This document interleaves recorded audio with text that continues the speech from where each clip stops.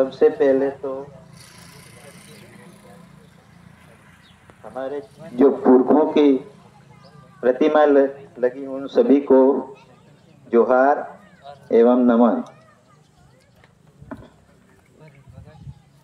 उसके बाद हमारे संविधान निर्माता भीमराव जी अंबेडकर साहब की जन्म जयंती के उपलक्ष्य में ये जो जन्म जयंती का कार्यक्रम मनाने के लिए हम लोग यहाँ पर इकट्ठे हुए हैं। इन सभी साथियों को लाख लाख जोहार। आज से जब देश आजाद नहीं हुआ था उससे पहले अछूतों को पढ़ने का कोई प्रावधान नहीं था। पढ़ने भी अगर मुश्किल से जाते तो अभी सरपंच साहब ने बात बताई है कि भीमराव जी अंबेडकर जब क्लास में पढ़ने जाया करते थे तो उनको जो स्वर्ण कास्ट के जो विद्यार्थी थे उनके साथ में नहीं बैठ करके कमरे से बाहर बिठाए जाते थे। फिर भी आज की तारीख में तो समझो कि अपने उनके जैसा संघर्ष अपने व्यक्तियों ने किसी ने नहीं किया है। एक अछूत समझे जाने पर भी उनके पापा ने उनके लिए पढ़ाई की बहुत व्यवस्था करी और वो अंदर बैठे हुए विद्यार्थी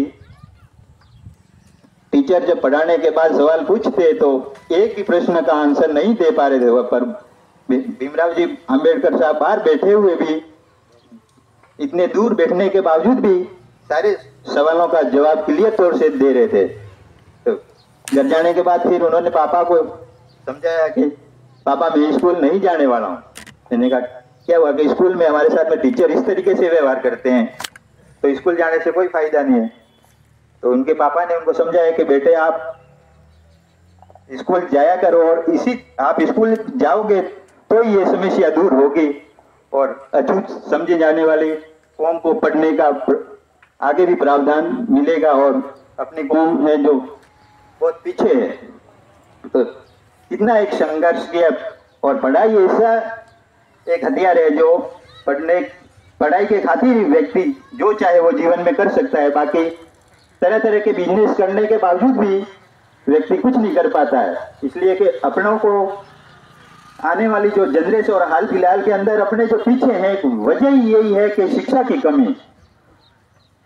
तो कोई पढ़ा लिखा और कोई जनप्रतिनिधि है ये भी ध्यान नहीं देते हैं कि पढ़ेंगे तो लोग सवाल जवाब करेंगे।